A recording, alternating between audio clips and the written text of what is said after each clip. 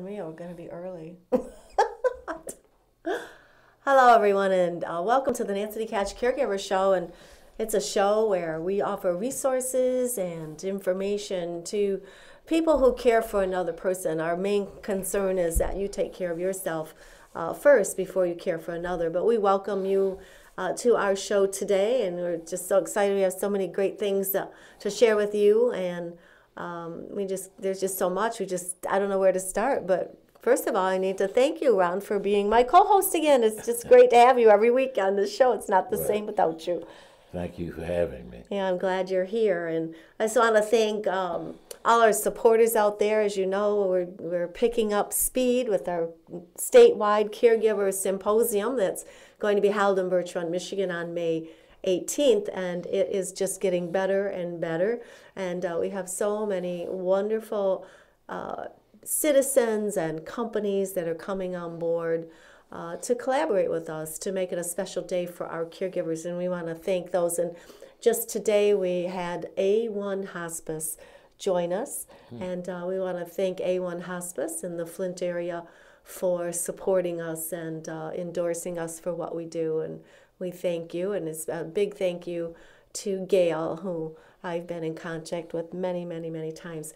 I want to take this opportunity right now to invite the caregivers to the Pamper Me party for caregivers on Saturday, March 9th at the Knights of Columbus Hall at 400 Saginaw Street in Montrose, Michigan. It's going to start at 9 o'clock and it gets over at 4. And this is a really great event for our caregivers where we just pamper you to death. And I don't mean diapers, but we're going to do really great things: facials, manicures, pedicures, outstanding education to help you with your journey as your caregiver, because we know we need lots of tools to get us through each day sometimes, and we don't know where you're at in your journey, but we just want you to know you're welcome to come, and we want you there.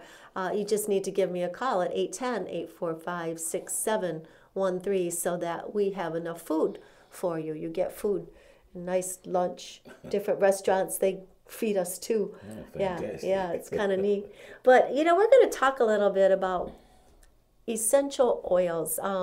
We had a young lady when I was sick in January and couldn't make the show, Tina Sarah, and she has an interest and a passion about essential oils. And I was a little skeptical. I mean, I know that they exist, they've been around from the beginning of time, but I really didn't know the full benefit of it. And so she gave me a gift of some different types of oils. And I have this goofy post-traumatic stress, and I get in these fits where I get a little grouchy, and I don't mean to be, but it's part of the condition now that I have to learn how to manage. And so I was in one of these kind of crappy moods, and she says, you need to take this oil and rub it on the back of your neck and behind your ears.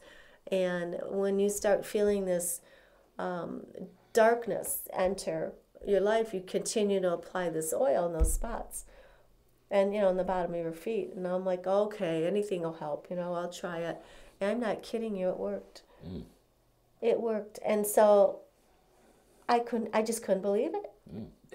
I'm not skeptical anymore. And so that made me think about the 3 gifts that the wise man gave baby Jesus. And so we're going to talk a little bit about some of these things today. And it won't be a religious show, but it's just an educational show about how simple life can really be, and why do we make it so complicated. But the wise men were considered wise for a reason. I had to figure that out. I had to find out why are they wise and I'm not? What did they do and I didn't? But they gave baby Jesus frankincense and myrrh and gold. Interesting. Why just 3 gifts? He could have had anything.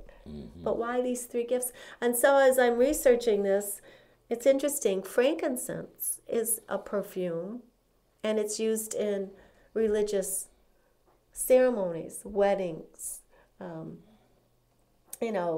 funerals, anything that's spiritual. And so that wise man that offered that gift was actually, I think, in my interpretation, is that we need spirituality in our life. And isn't that interesting that frankincense was the first gift that was given?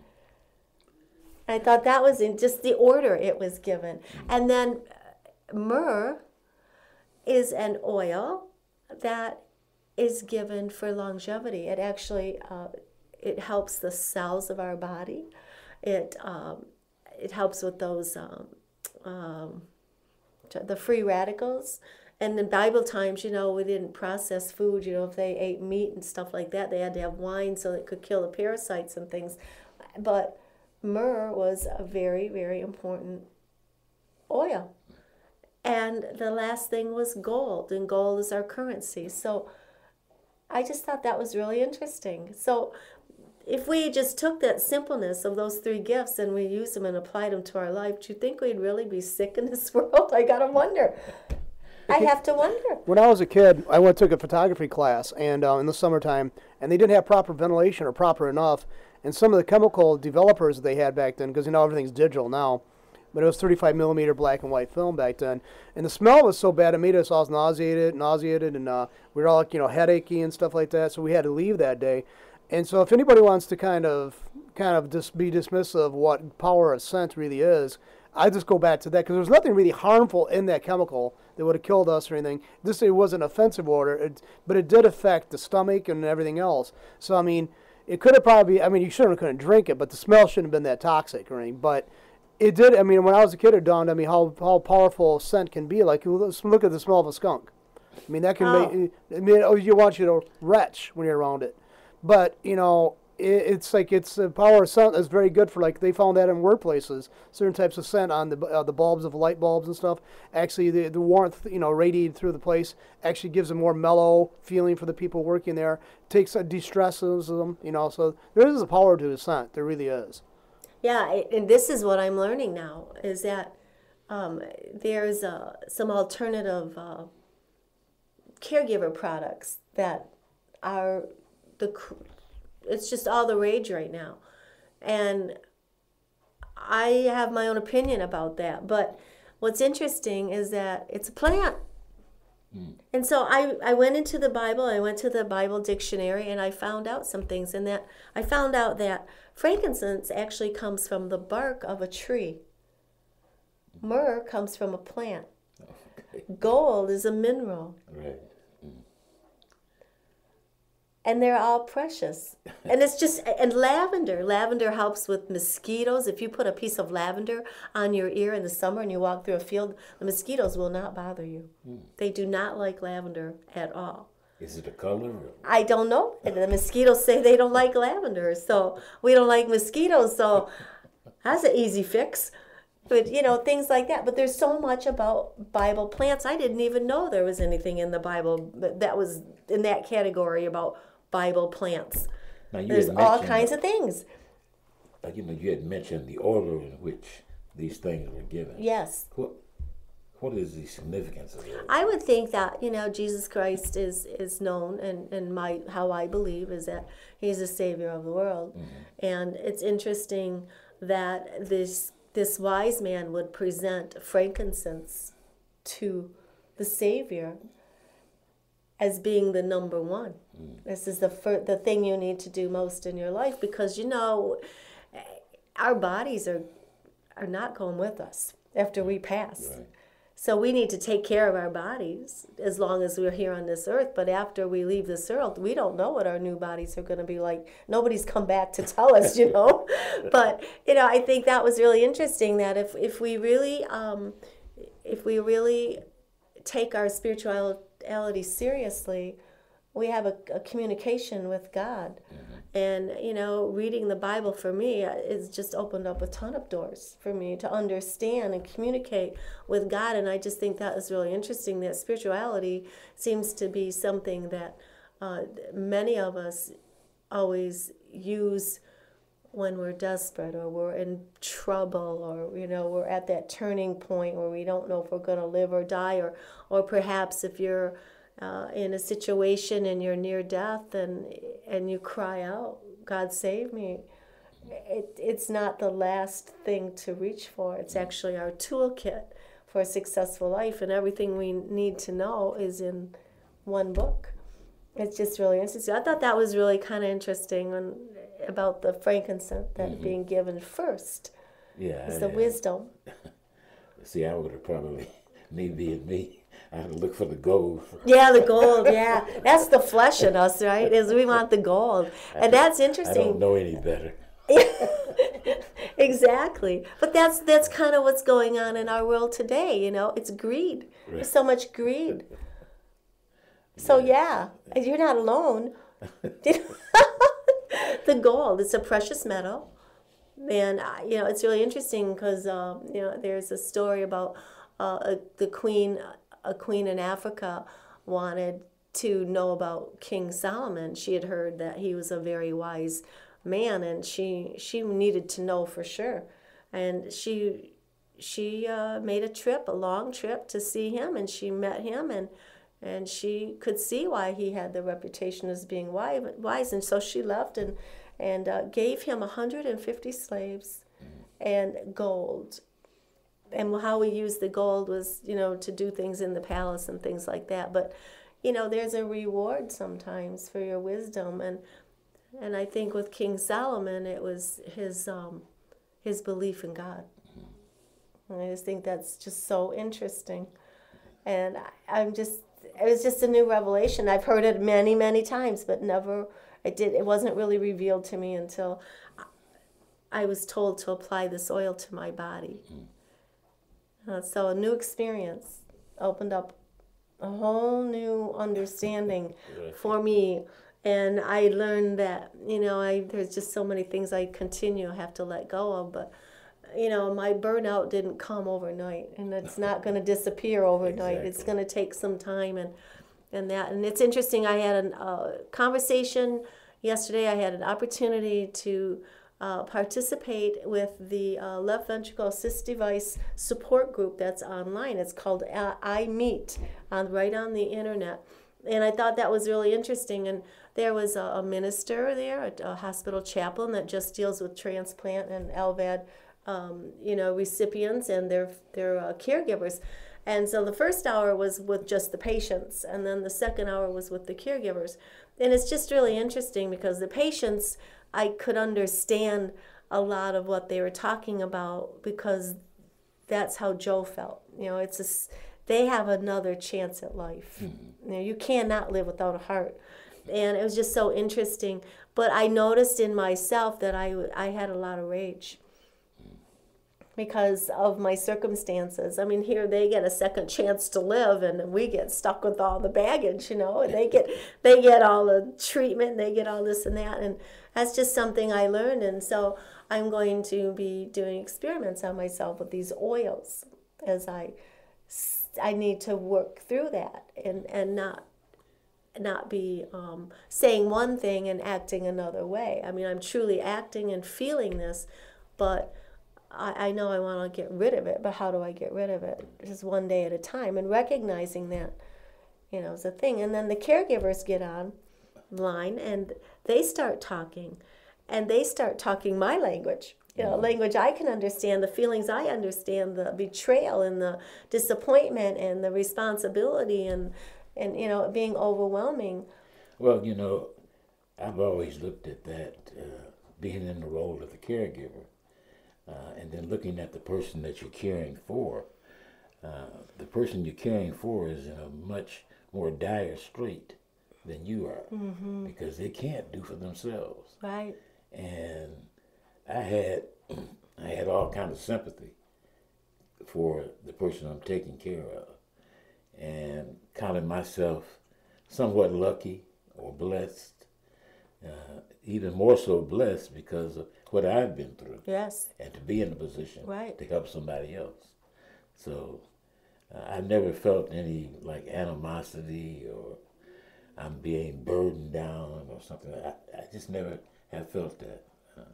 Yeah. You know, I think I didn't have any support, outside support. It was just me. No. And so I had my own stuff to deal with, and I had Joe's conditions and all his emotions, and you know, when the one thing I learned yesterday was the fear that these patients had. The fear of looking at their new body. I imagine it would be just very much like a woman who may have lost her breast to cancer, and she look at her body and she's missing something, and it's a shock, or the hair is lost, or I don't know. I've never had to deal with that, so I can't honestly say. But I thought that was really interesting that these, and most of them were men, that were talking about their pleasure, but their fear, and it's really interesting. And I know Joe felt like that. He was scared to death. Some of these patients now, they can take a bath. Joe couldn't do that. Joe couldn't even get in water, for fear of infection, or he'd fall, or electrocution, or whatever. But these patients actually get to go in the water and get clean. And I think about that, a simple bath. Joe didn't have a submersion bath for 5 years. And I had to wash him every day for fear of skin breakdown or whatever. And he's a big guy, And but I always took pride in his cleanliness. I mean, he was a professional, and he needed to feel that about himself. I didn't neglect him. But there was so many similarities, and I was kind of sad by it, and I stopped to think, like, why is there this fear? Sometimes I don't understand it. Why is there the fear? Fear in respect to you? Fear, just the fear that enters them. They don't want to die. They get an opportunity to live. They have an LVAD put in, or they receive a transplant. There's so much gratitude, to the doctors and the medical staff, and they're wonderful people. They're angels, but that individual fear, the unknown, all those things. I know Joe was always afraid of getting shocked or something, and that, but, I think about, where's our faith? We know there's our faith. I know in Joe it was, every minute he took a breath was a miracle. And I can understand the fear to a degree. I was in a situation where prior to me having my transplant, they called and let me know they had a donor available, and I turned it down because of fear. Oh my goodness, I didn't know that. Yeah, I turned the first one down. Oh, I didn't know that. And they called me at like 4 in the morning. They asked me what time could I be up there. And the only thing I could think of was I didn't have any gas. You didn't? And so I turned it down. At the time I was married, my wife liked to have a fit. I think I would too. But I went back to meet with the doctors afterwards, and they put me a little bit more at ease. Yeah. Because the way I was my rationale was that I'm living right now. If this liver doesn't take, I'm gone, But they put me at ease, and when I went, next time they called me, I had no problem. Went up there, went through the surgery, only there for 6 days. That's amazing. So absolutely amazing. Some of these patients were talking about that too, going home. Like after 3 months, 3 months, that's it? And Joe was there 8 months straight and needed to be there another 8 months. That was a short stay, but that's really great. But there's that, you understand what they're talking about. It's a reality, and it's real, and I'm not discrediting that whatsoever. But, there's fear on the other side too, on all of us. But those doctors, I wonder what they feel when they're going to perform a surgery like that. The confidence and... Well, I think they have to have quite a bit of confidence. I know the doctors that dealt with me, their skill level must have been tops. I know. I know they are just amazing. At the time Joe had his, there was only 2 doctors that were doing it because he was the 160th person. But man, it was really something. And I don't discredit that, the product or somebody's life. I just, it is an ordeal for me. Oh, Just so hard for me. You know, and we talked about that on in this support group, is that I just felt like it's really great that you can be a part of the team, but, you know, we're not their patient. If we don't take care of ourselves and we don't take that initiative to say, wait a minute, you know, you're going to have to wait because I've got to go to the doctor now. I need to make sure that I'm being taken care of so I can take care of you. We never really do that until it's too late.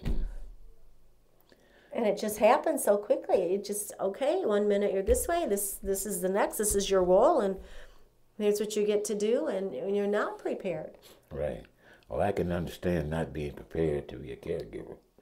It's like you're thrust into a situation and you just have to get going as soon as it comes up. I mean, there's no time to learn. Yeah. You learn on the job. Yeah, and you know, and a lot, everybody suffers. I mean, you suffer mostly, but you know, your job will suffer. Your employers will, they have good people, and you know, they want to give you all the slack that they can, but they've got to run a company too. And so, you know, what do? And then you've got some employers that are just outstanding. I had somebody say this week that their boss was just outstanding when she took care of her father, and he had to be left alone sometimes, and there was that constant fear. And you know, it depends on how we are as women. Most of the women are caregivers, but you know, I mean, I know how I was. I never had ease. I knew when Joe was in the hospital that I could go home and sleep. But when I would get there, I couldn't sleep in my bed. I'd have to sleep in a chair because I was so used to this up and down kind of feeling, and I didn't have my place. I didn't know my place anymore. So I don't know. I'm really interested in reaching out more and perhaps maybe starting our own type of a caregiver support group online. And you know, I think that would be really important, because we could be doing something like this but actually have 24 or so people talking with us, and really a lot can be done. It just wouldn't be me always yakking. There'd be other people interacting, and I think this is what's really happening. And the greatest thing that happened yesterday was we got a call from the internet. A gentleman from India had got on the internet, and his father is the very first LVAD recipient in India. And here he said his siblings had were 4 of his siblings were doctors, and he was only the caregiver to his father. And he has excellent care. But you know, they're kind of all alone right now.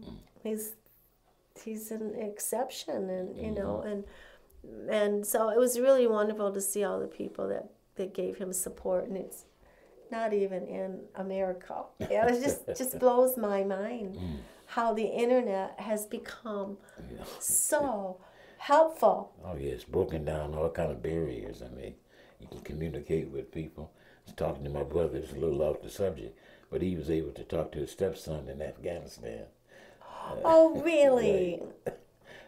On the the phone or on the computer? No, on the computer. Was it a face-to-face, like a Skype? Oh my goodness. Ulu. Oh yeah, yeah. There's so many. Now there was OOVOO. Right. That's the one we use. Right. Yeah, I just can't believe it. I think it's fantastic. I do too. I can remember watching the Jetsons as a kid, and it was just, everything was outer space, and it's actually happening. Yeah. Oh man, I really enjoy it. I've had some conversations with my sister in Dallas, my niece in Houston, my other niece that lives in Burton, my brother in Bridgeport. We all hang out together on the computer. I've seen you too. You sit back in your lazy boy and just like drink your coffee. I think it's great. Yeah. I just think it's absolutely great. I'd like to do more of that. I think that might be I started to call something. you today. Oh, did you? I wasn't home. I've been at the okay. office all day. Yeah.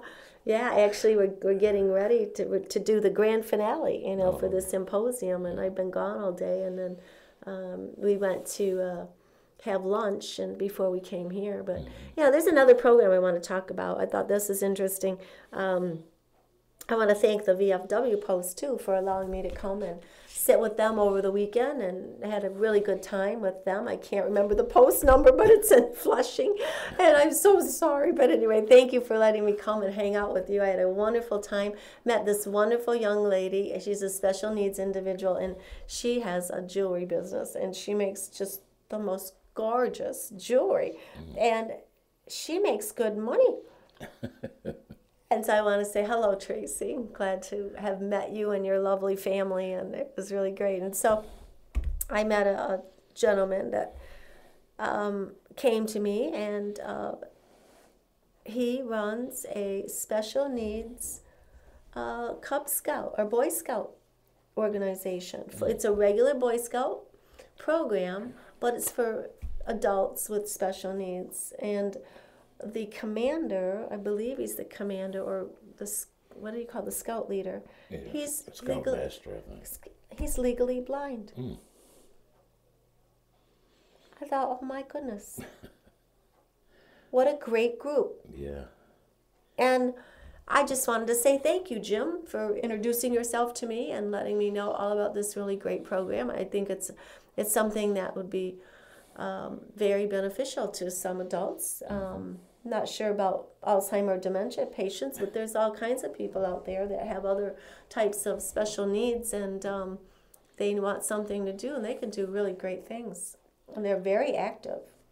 It's good to see people with disabilities have an opportunity to participate in some worthwhile activities. I'm working with a group called the Genesee Impaired Vision, and they're actually individuals with impairments to their sight, but they have a bowling league also. Yeah, that's amazing. Yeah. So, That is amazing. they do pretty good. Yeah, that's amazing. Yeah, it doesn't have to let you down. You lose one of those senses, and you don't really lose who you are. But I think that's great. It doesn't stop you, and that's really wonderful. But I don't know what it would be like to be blind. Somebody said, would you rather lose your hearing or your vision? I'd rather lose my hearing and keep my vision, because then I could look at you, because I'm a visual person. I'm social. I can learn to do sign language. But if I could pick a disability, that's what it would be. But, there's so many things you can learn. But these people are amazing. But things just don't get them down. Don't get them down. There's another company called Hometown Heroes, and this is really a great company. They take donations of hospital beds, walkers, wheelchairs, and such, and they put them in in a warehouse. And then when people need this product and they can't afford it, they're able to use it. It's kind of like a loan closet. And it's really a great program, and they're really starting to expand, but they've noticed that with these hard times out there that they're even having a hard time getting donations. Yeah, it's hard everywhere. Because people are taking these things to the, what is the place where they get the money for? Pawn shops. Yeah. Well, not pawn shops, but where they can turn it in for metal, for cash. So Scrapyard, that's what, the scrapyards. Wow. They don't get a lot. They don't get a lot of money for a wheelchair, do they? I have no idea. It's not that much metal on it. Man, they would have to tear off the seats, and they'd probably keep little rubber snaps, or aluminum snaps. That can't bring much money, though. Oh, just crazy. I just thought that was interesting. But that's what they do, and I thought that was nuts. And then we had a couple people call today. I had a call from Milwaukee today before I left the office, and somebody found us in the phone book. That was our very first one, found us in the phone book. And they wanted to know if we were hiring. I'm sorry, we don't do that kind of work. But I was able to assist him and get him right in touch with the state of Michigan, so he could find out how to keep his license, or maybe use it in Michigan. But this is really great. So we've got a great symposium coming up. We have Tim Skubik coming, and he's going to speak to the senators and the state representatives and about some of the things that are going on right now in the state of Michigan that affect us. Insurance reform and all of that. Had a call from my friend, our friend, Ryan Sullivan, also, who works for Consumers for Healthcare, and they are working so hard to protect what we have, and they're not really happy about what's going on with Blue Cross Blue Shield, and they're fighting very hard to keep our benefits, for us, and so we're real thankful to them, and they know things I couldn't even possibly understand. They're a good team of lawyers, that's all I have to say, and great advocates, and they care about the consumer, and I love them for that, because they really care about us. And I always like their program because they offer affordable health care. So it could be, if we had employees with us, then we could afford this particular health care for our employees. And what's great about it is that if you have a pre-existing condition, you can never lose your insurance. So what happened to Joe would never happen. Right. And then we had another discussion about euthanasia. I thought that was interesting. That's what I say. Now, what about these individuals that have Alzheimer's and dementia, and they're put in homes or facilities, and you really have to take care of them. So the debate was, isn't there something that can be done just to kill them? And I just thought that was so awful. I just thought it was horrible. I do too. That's a human being. Really? Regardless of their condition. Exactly. And then there was this big debate, well, the new health care reform is going to allow that to happen so we can get these people out of this world. They're just nuisances. I just thought it was so cruel and insensitive. And I run across these people. I don't know what to think. I have to keep my face right, stone How face. do they feel the new health care reform? I don't know. I don't know. I would hope not. But it's. I think it goes right back to this. They don't know what they're talking about. Right. They don't even understand what the circumstances are. It's just a bunch of gibberish that they picked up maybe from their friends. But I just thought that was so cruel. So cruel. How can you do that to somebody? I just don't know. Did you hear about that one retirement center that the the worker there, that refused to give CPR to a woman? It was an 80-some-year-old woman, right. And the 911 dispatcher is pleading with her, just perform CPR. Well, no, it's against our policy, and they let her die. Yeah. In that retirement, and this was just 4 or 5 days ago. Within 4 or 5 days. I heard it last night, and I heard it this morning on CNN. I heard the actual tape. It's between the operator and the nurse, and the nurse said she can't. Then, as I was leaving to come here, I heard the further discussion that that particular nursing home, they won't even, if a patient falls out of bed, they won't pick them up to put them back in bed. They'll call the EMTs to come in and put them back in bed. That's See this? I mean, that's shocking. I mean, and they're still in operation. Right. That's like all these regulatory bodies we got. Somebody hasn't got wind of this before. I doubt that. And they already can. If they can relate stories like that, like they don't pick up people falling out of bed, then it's been documented. So why hasn't it been addressed? Well, one thing is that the patients, prior to going in there, they sign a release.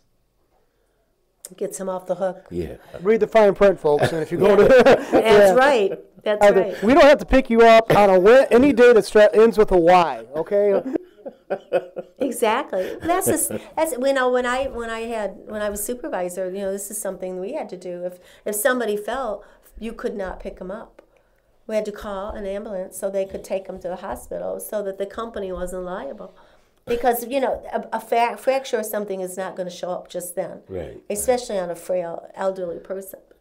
But, yeah, it's getting out of hand. I can remember that happening with Joe once. We were someplace looking for a scooter, and I needed help getting him transferred from one to the other. Now, we're going to buy their product, right? But they wouldn't even help me transfer him into the scooter. because they're so afraid of liability. Yeah.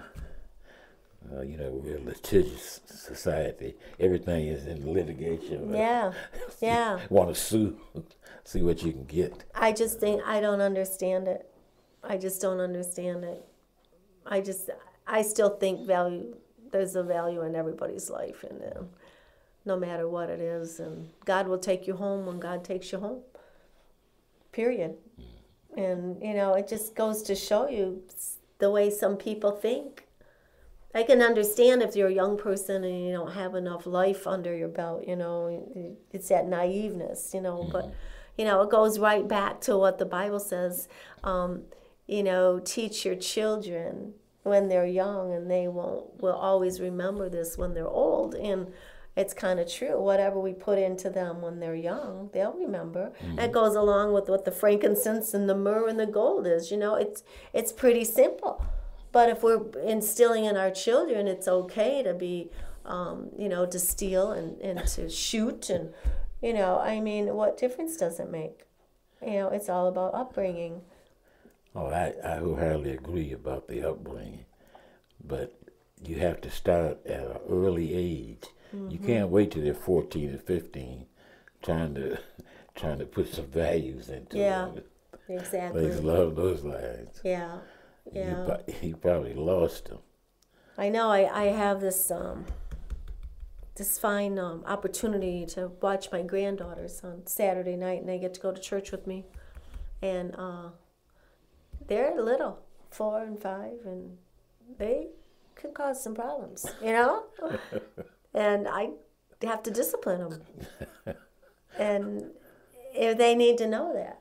They really need to know that. They need to know that they're in the Lord's house and this is how you behave, and other people are there trying to listen to a message and you're causing a problem and you're distracting them and God can't speak. So you better sit still. But they're getting a lot better. Even though they are raised in a church, they're just still so antsy. I don't know if it's because they go with grandma and it's a treat or something. I really don't know, but I'm really strict. Very, very strict with them. Okay, grandma. Yeah, exactly. I just look at them and they're like, But Easter's coming. Easter is coming at the end of March. I love Easter. It's my favorite holiday. I just love everything about it. I love the time of year it is. I love the sunshine, even if it's snowy. I love the Easter bunny. I love the spiritual message. I love the Easter egg hunts, and I just love Easter. And I kind of miss that. You know, not doing any of the parties anymore. I used to do these really great Easter parties, and we'd boil all the eggs. We didn't buy those plastic ones. We boiled them and dyed them and everything. Yeah, and that's what we used to do. Yeah, and every kid that came had a dozen eggs. They had to bring a dozen eggs. And so we would hide all these eggs. So there's like 50-some people in our family, you know. And so we would hide all these eggs in the backyard because we had a lot of acreage. And the women would feed the kids. And then the guys would go in the back and hide the eggs. Mm-hmm. And the little kids would go up on the hill, and then the bigger kids would go out into the acreage. And I would always boil eggs and spray paint them gold. And so the kids would look for the golden egg. And if they got the golden egg, they got a special prize, right? And I put little rubber ducks in the green beans and, you know, stuff like that. So they're always looking for these little trinkets. And, you know, we had piñatas. It was just a riot. We had a good time. And we'd always have a photo shoot every year. Then they could have a family portrait shot at Easter time, and they could have that. And then the next year they had one. And we just had a really great time. But now the family's so big. You know, I mean, I have 15 grandkids. My goodness, there's like probably 70 kids now in that family. And, you know, they're all going their separate ways, but Easter is always my favorite. I always try to make it fun. But I love the spiritual side of it. We were out shopping for just nothing. Just out going to these rummage sales and stuff. And we found all these old movies. And man, there's some great classical movies. The musicals, and like Ben-Hur and The Easter Story, and, you know, all these ones with Charlton Heston in it. And I mean, oh my goodness, I couldn't believe it. And they are all on the VHSs. Oh, okay. And they were selling them like cheap, quarter piece or something. I just couldn't believe it. Great old movies. One of my favorites is A Pocket Full of Miracles. Do you remember that? Annie Apple or Apple Annie, and that was Betty. What was her name? Betty Davis. Oh, okay. Betty Davis played Apple Annie. And Anne Margaret was her daughter. And John Forsythe was a kingpin in the town. And he ran a casino, and there are all these, it was a comedy. And Apple Annie was a homeless woman. And she had this beautiful daughter that, she was an unmarried woman. And so she gave the child up for adoption or sent the child off. But she lived on the street. And the daughter ended up, she was going to be coming to visit her mother. And she hadn't seen her mother in many, many, many years. And her daughter was going to marry this prince. And Apple Annie didn't want to see her daughter because she was so ashamed of her life, And so John Forsythe, I forgot what his name was in the movie. Anyway, him and everybody that they were the kingpins, they put together this beautiful mock life for Apple Annie.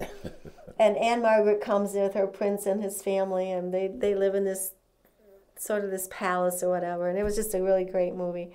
And it was life ever after, and happiness ever after. That was one of my favorite movies. And then Madam X was another movie that I just love with Lana, what was her name? Lana Turner. Oh, what a beautiful woman. Just beautiful. That was another one. It's kind of sad thing. John Forsythe again was, and the wicked mother-in-law. And then they had a child, and then the mother-in-law didn't like the daughter-in-law, and so caused some problems. And so Lana Turner, she's shipped off someplace and gets kicked out of her home and lives a miserable life and ends up killing somebody. And so she goes on trial, and this young man's defending her, and he kept saying to her, I think I know you. For some reason, I know you. And it was her son. And so, of course, she was guilty. That's another really great movie. Great movie. And there's so many of them. And I just think about that, how life was so different then. There were morals, and there was just so much that, we don't teach anymore. No. No, we don't. What are we going to do with this world? The best we can. The best we can. Yeah. I had some people ask me, they were raising their grandchildren. And, it's really getting hard on people our age because you're going to raise your grandkids because the wages are so lousy. And that you need to help your kids out. And then you've got your aging parents. And then you have your own obligation to work. And you have no free time to yourself whatsoever. I just don't know what to do for families sometimes. Yeah, it just breaks my heart. I've been there, and I just don't have patience anymore. I just don't. I have no patience anymore. I've got to learn. That's what these oils are all about. And they seem to be working a lot. But I know we're talking about all this stuff. It's just the normal things that we all go through, and I know you go through it too. And I'm thinking maybe we should really consider having that online group, because I think we could get some really decent feedback and understand that what we're saying is true. We really feel this, but so do they. Right. And it can turn into a gripe session so many times, but sometimes I think that's a good lesson too. We have to get it off our chest, but we need to get it off our chest and let it go and not bring it back.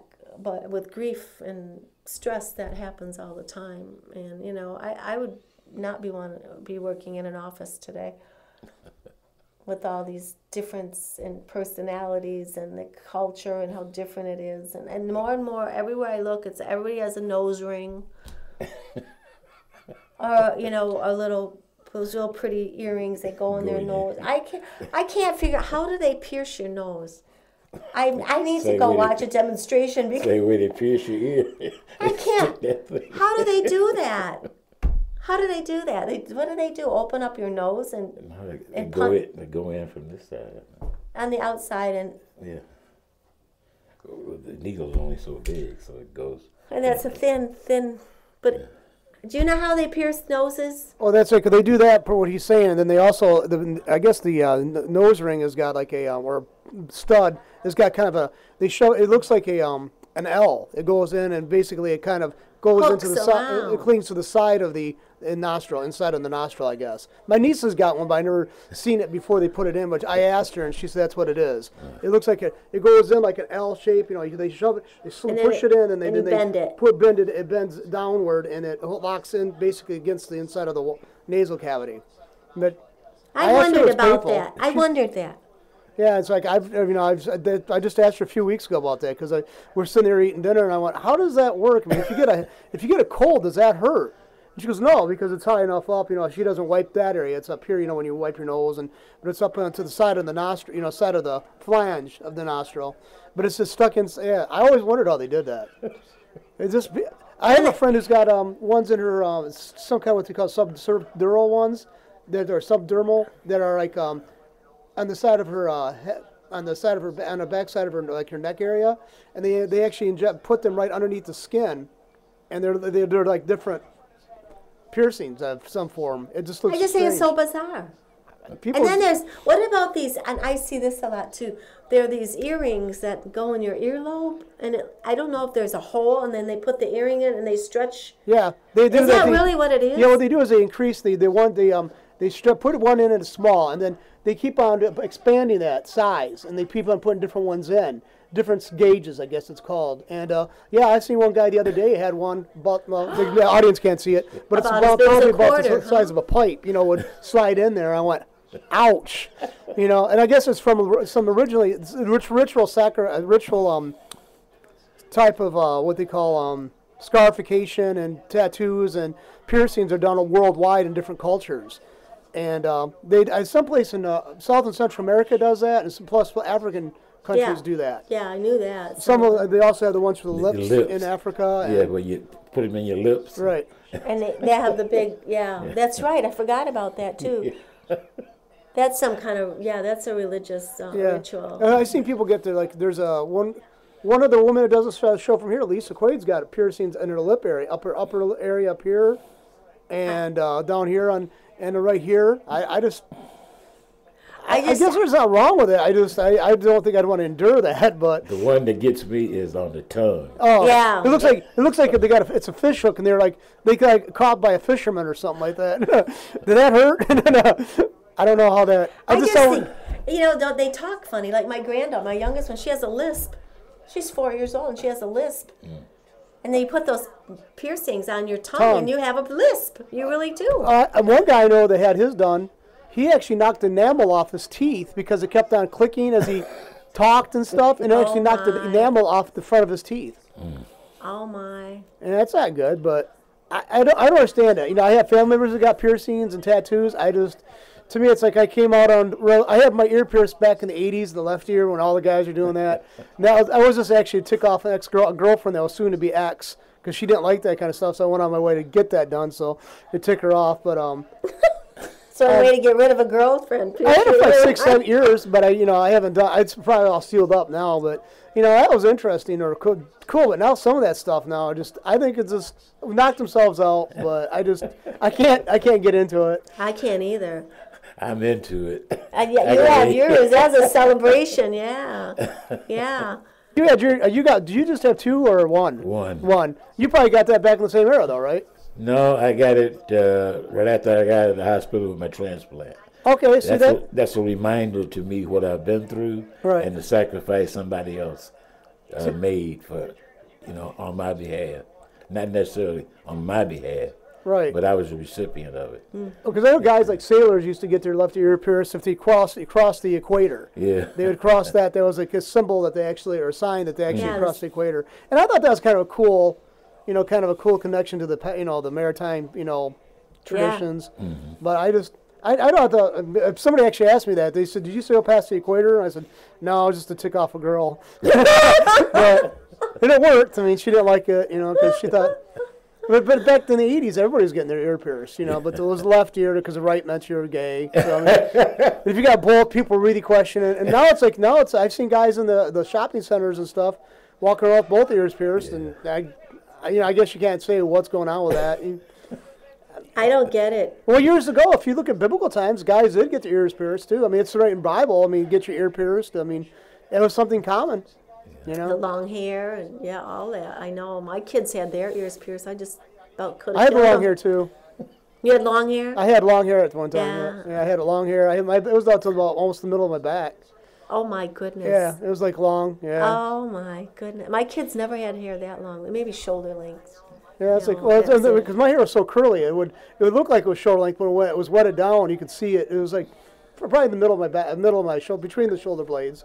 Yeah, That's amazing. yeah. That was in the '80s, man. I mean, we all wore weird Did stuff. something, yeah. Yeah. But I like that era, by the way. So, you remember the wrestler when Hulk Hogan was real popular, and there was that overweight wrestler, and he had the piercing in his lip. Oh, that was You know who I mean? Yeah, he's also in the Cyndi Lauper video. Yes. That was when the wrestling was getting huge again. Yes. Guy was like And he always did the clothesline. He just would hold his arm out and he'd do the clothesline. Yeah, he was And like he's been gone a long time now. Yeah. He died several years ago. I can't remember. I just read this because we had the wrestling group comes in here now. Yeah. And they were talking about him just a few weeks ago. And then Cyndi Lauper, she was around that whole thing, the wrestling craze back in the '80s. And that was like he was in her video. Right. Yeah, I so, remember that. He had the blue shirt and the dark pants. And he had the beard and That's stuff. He had the weird looking stuff hanging. Yeah. He had like rubber bands in his beard too. And yeah. Really I can't remember the guy's name. I can't remember his name either, but I remember that wrestling. My kids, we got them a wrestling ring for Christmas. It was just a square plastic ring, and you had the bungee cords that went around it, and then those wrestler guys about that big. Oh, they love that thing. They love that toy. Hey, just slingshots, you know. They put them on each side of that ring, and they'd have these little dolls, and they'd slingshot everything. They just loved it. They still talk about that stuff. I saw a wrestling bout this, by the way, that PPW one, it was Pure Pro Wrestling. It was last Saturday down at the Masonic Temple. If anybody you know likes wrestling, they should check the PPW show out and check their matches out. They got several coming up in the next few months. Oh, they really put on a good show. They really do. You know, back in Flint, well, when I was young, you probably remember this too. You could go down to, I think it was the Channel 12 studio, and watch pro wrestling in black and white. And the Sheik, remember the Sheik? Yeah. And he had the curly shoes. Yeah. And he'd walk in with, it was like a real sparkly cape, and he had a hat, a turban. And you remember that? You know, Michigan was a center for all. Like Bobo Brazil was from the west side of the state. Yeah. He was from Muskegon area. And then the Sheik was actually from, one kid I went to school with claimed that was his mother's uncle, because his mom's, it was an odd family. They were Assyrians, which means they're from the Middle East, and then Irish on a mixture. It was kind of an odd mixture of people, and that he claimed that was his uncle. So I don't know if that's true or not. So, but all these guys are like the Sheik was from here. So was Bobo Brazil. There's a couple other ones. They're the big ones back in the 50s, 60s, 70s, early 80s. Are all from Michigan. Now, was Bobo Brazil, is he white or black? Or he was black. That's what and he was big. He was a big guy. Yeah. Bobo Brazil. I mean, really. And he was a bad dude. I remember him. These guys are like big enough they could pick up trucks. I mean, that's how big and strong they are. I mean, you just saw the ball here. They had a guy who was an MMA fighter, took on Xavier Justice. And this guy who was the MMA fighter is 6'4". He looks like a walking wall. He goes by CB Dingo. You probably heard of him locally. And man, that guy's huge. And he was supposed to be doing wrestling. He turns around and does this kick on Xavier, barely misses him. But for a guy that size, I didn't even see the kick coming. I was right near the ringside. I didn't even see the kick coming. And Xavier Justice dodged it, and the guy's foot ended up on the ropes because he overshot his target. But it was an impressive. I mean, for his size, this man's amazingly fast. So. Wrestling. That's funny because we had this question come up last night in this support group, like how do you communicate with your spouse after these surgeries, you know? And I said music. I should have said wrestling. I bet you that would have started something. That's it. That's our next conversation. Wrestling. That's a great, it is funny though. We used to watch that, would be entertained on Sunday morning. Yeah, I always thought it was kind of phony to me. Yeah.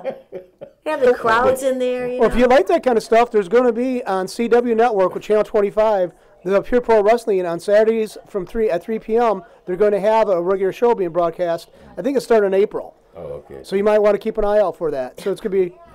I think we might have to plan a respite retreat round and go over there. Yeah, it's like, I know the guys who come in here do the show, they definitely like to talk to you about what you're doing with the caregiver stuff, because they always reach out to people who are doing good for the community. Oh, that's great. We Yes. might just have to do that. We might have to have a husband and wife playoff or something. That would be a great idea. I just get so mad at Joe when he was All of the sexes are taken to the next level in the ring. Caregiver and caregiver recipient. I wonder who would win.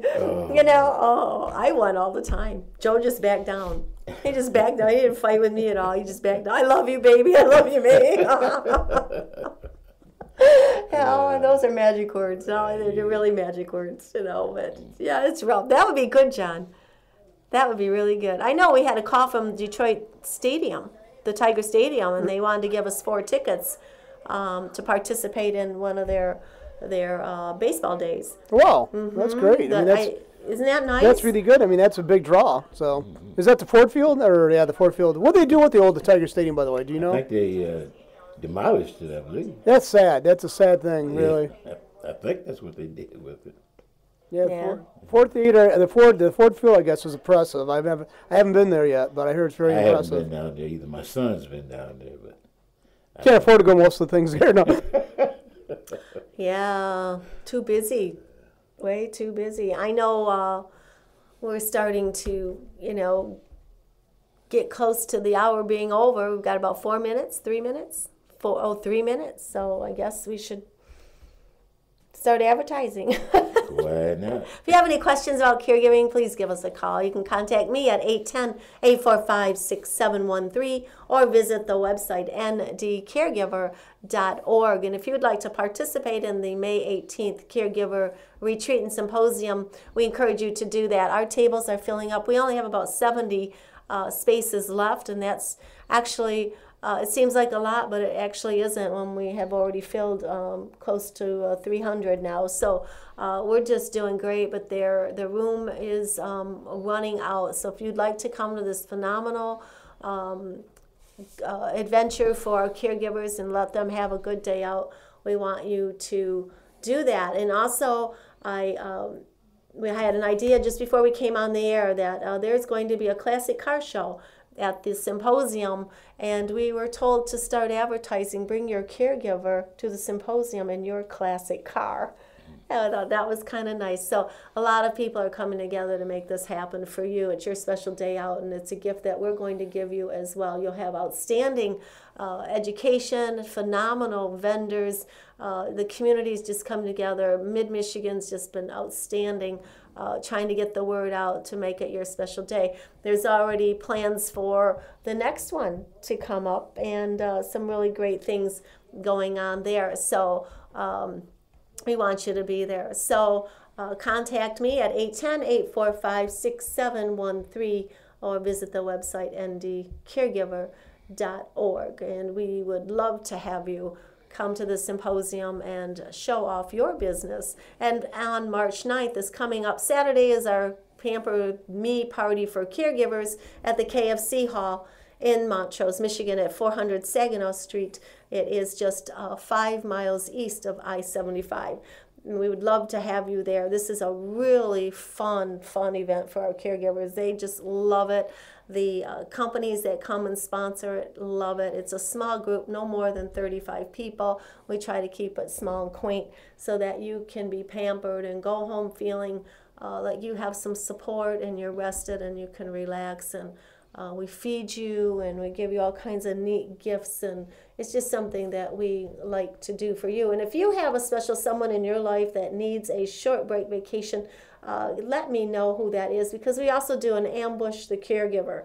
You have a stubborn caregiver out there that's really burned out and does not want to listen. Give us a call and we will take care of them. We will go and pick them up and surprise them. We'll provide some services for you, take them out to dinner, and just make their day very, very special. So that's what's going on with us. We've had a good show. Thanks, Ron, for being with us. Thanks, John, for chiming in like you do. It's always a pleasure, and we're going to get going for now. We will see you next week. I just want you to know you're prayed for every day. You don't have to worry about that type of thing. You've got people that love you and support you spiritually, and God loves you too, and we're there for you. If you have a need, you just contact us, 845-6713. This is it for now. We're going to leave you, and we will see you back next Tuesday at 3 o'clock. I'm Nancy DeKatch. You have a good week. Bye-bye.